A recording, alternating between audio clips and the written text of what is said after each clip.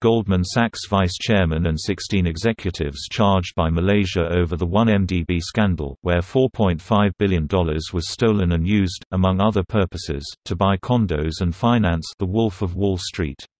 This post received a score of 8,800, with an upvote ratio of 98%. Here are the top comments in response to this article. I know this doesn't get a ton of press over here, but the 1MDB scandal is fucking gross. 1MDB is owned by the state and is intended to foster development in the country.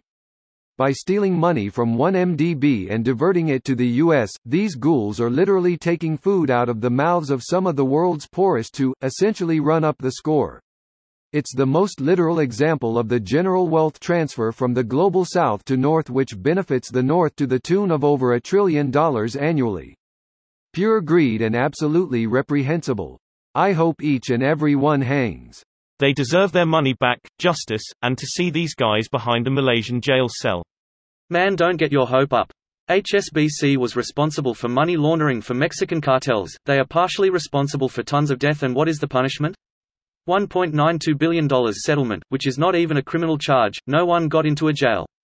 And their revenue for 2018 is $54 billion. HSBC did other terrible stuff and didn't put the policies in place to stop staff from being able to launder cartel money, so they're not innocent, but it's worth putting it into perspective. The right measure is profits, which were also pretty obscene. Revenue means nothing if you lose money on the bottom line. Companies should be fined according to size of their profits or assets, but revenue isn't a good reference. Nah, revenue is the safest number to use. There are any number of tricks to fudge the books in their favor.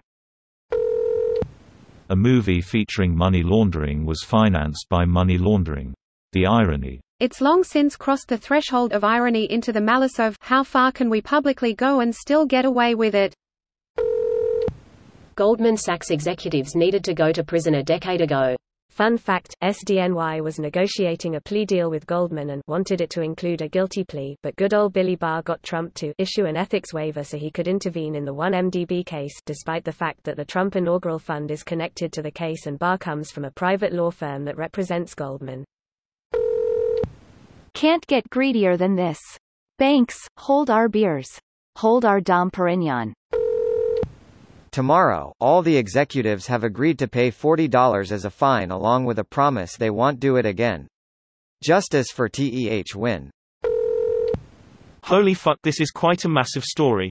I can't get my head around it all, but GS is by far not the only bad guy. Most of the criminals are Malaysian government officials.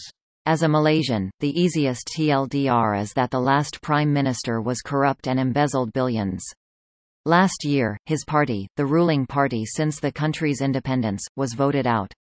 He did the usual fascism stuff, locking up political opponents, silencing, controlling the media, bribery etc. Money went everywhere, and the Malaysian people suffered.